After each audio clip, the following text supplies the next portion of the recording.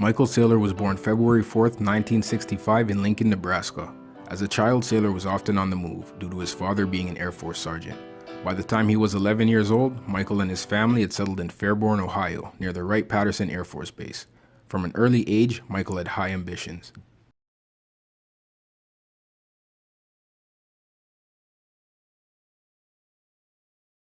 I thought I was going to be a fighter pilot astronaut.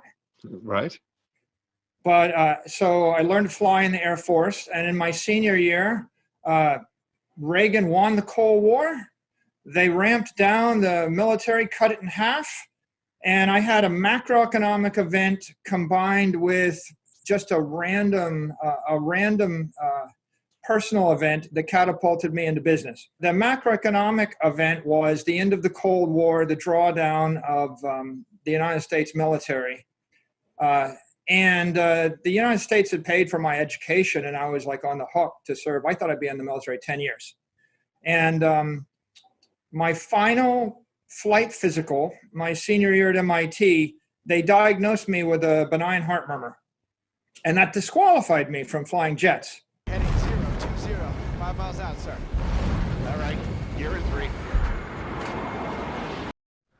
Although he would never live out his childhood dreams of being a fighter pilot, Saylor would go on to run one of the largest software companies in the world.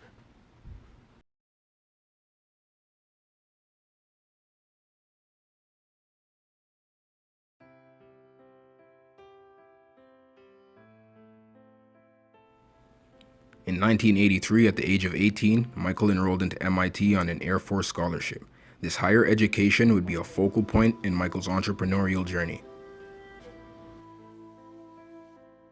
You know, the number one thing I got from MIT was confidence and the ability to think for myself.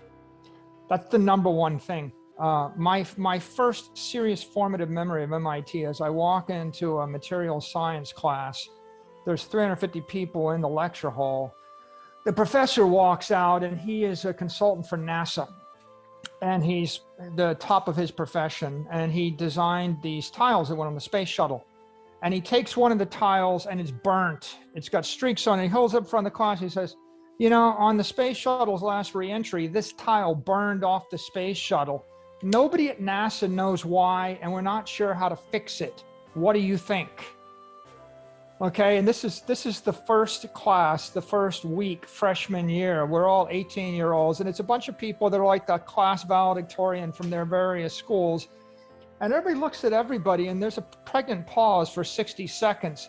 And you could see what's going on in people's minds, because first they're like, oh my God, is there a reading I missed? And the second thought is, wait a minute, the answer to this question is not in the back of the book. Saylor was taught early on at MIT you were going to have to figure it out. Nobody was going to give you the answers you were looking for. And the third, you know, and then at some point, someone raises their hand and says, you know, well, maybe we should reverse the composite lattices or change the material to something. And everybody goes, oh my God, that must be the bravest student in the world. And it dawns on all of us that this professor, who's the smartest in the world at what he does, working for the leading space agency in the world, doesn't have an answer to a fundamental problem. It's never been answered in the history of the human race. He's looking at a bunch of people. He expects you to think for yourself and figure it out. And he thinks maybe you can.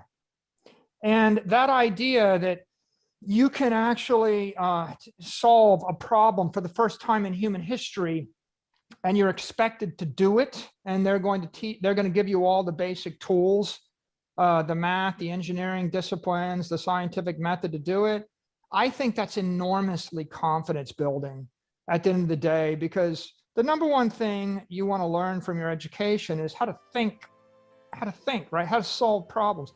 After that, everything else is useful. It's good. It was good to have contacts. It was good to have the social interaction of other intense thinkers. And yes, I think that's probably the second most valuable thing I got at MIT. Mm-hmm.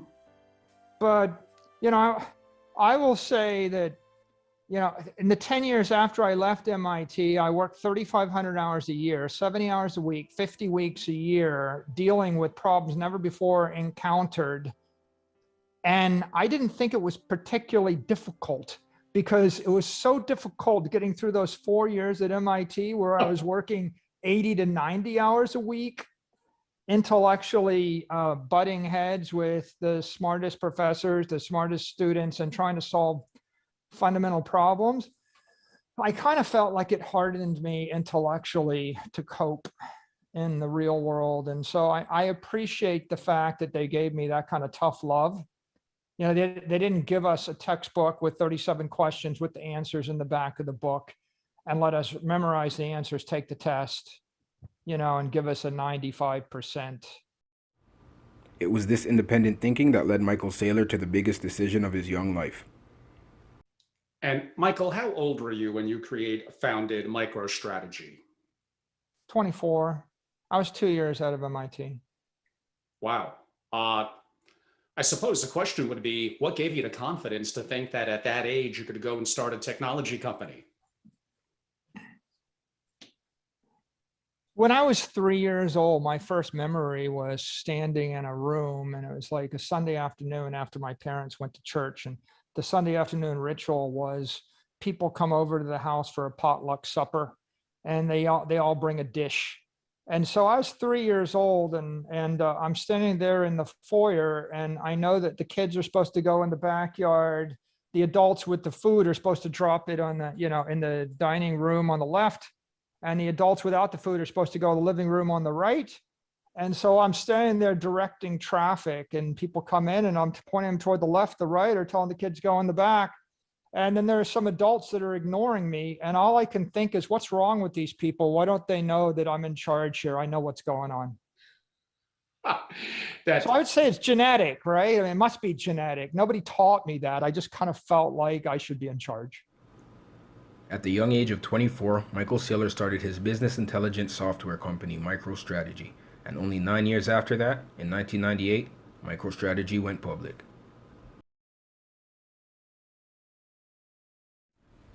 Microstrategy is a business that operates software that analyzes data for large companies.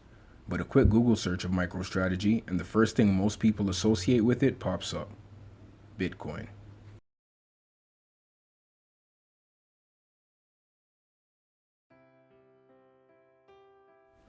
In March 2020, we witnessed one of the worst market crashes in history and the fastest recovery of a market crash in history.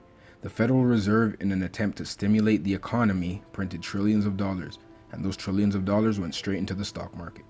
Michael knew something wasn't right.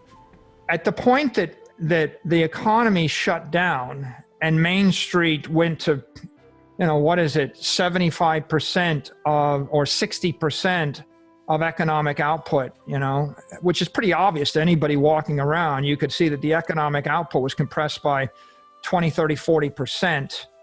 At the point that that happened, and then we saw a V-shaped recovery in Wall Street, it's like a set of financial assets had an immediate V-shaped recovery, and a set of actual operational assets had not a recovery.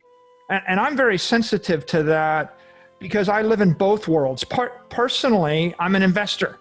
I'm a big tech investor in my personal portfolio for a decade. And so I rode that wave, and I know what it's like to be an investor and think like an investor. My other day job is I run a company, and I have thousands of employees and thousands of customers, and we have to produce something. We have to make something, market the thing, sell the thing, service the thing in a competitive world. And so when you're on Main Street and you're thinking about selling and doing something, you have one set of requirements, and when you're on Wall Street, you have a different set. And so I think when I saw that Wall Street had an immediate recovery and Main Street did not, I think that that caused me to lose a bit of my, well, what would be the word? It's like it shakes your faith. Yeah, remove the blinders in the to system. some degree. Yeah, shakes your faith in the system, and you know, the first thing that has to happen is, well, if all the stocks are immediately recovering, even though Disneyland is closed, right? yeah. If you know, even though the airlines are down 95%, but airline stocks are moving up. If that's happening, then you have to ask the question, why is that happening? And that leads you to start to focus upon the role of central banks in Wall Street and the EU and the Fed. Instead of a hesitant approach, Michael Saylor and Microstrategy took a full dive into Bitcoin and became the first publicly traded company to add Bitcoin to its balance sheet. Since then, many publicly traded companies have followed suit. But what gave Michael Saylor his conviction in Bitcoin? Well, being a graduate of MIT, it's no surprise Saylor might look at technology a bit differently from the average person. In 2012, Michael Saylor released a book called The Mobile Wave.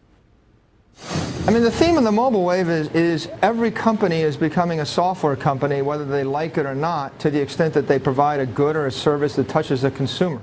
So unless you have a diamond mine or an oil well, you better become a good software company. And clearly, Google, Facebook, Apple are the winners. The losers are companies that need to be great software companies, but either in denial and they're hoping that this is not going to happen, or they're just incapable of developing great software skills. What things die? What businesses go away? I mean, is that happening already? Businesses that are based upon local, average, or mediocre provision of goods and services. If the only reason you're here is because you're the only person with a printing press in Hong Kong and nobody else can afford to print a paper and ship it to you, then that's no longer the case. I mean, I would expect the New York Times is going to ship to 500 million people, and if it doesn't, then someone else is going to come along that can ship a paper in English language to 500 million people. You could say Saylor was ahead of the curve, showing a great understanding of technology and where the future was headed. An investor in Facebook, Google, and Amazon long before they were Wall Street favorites.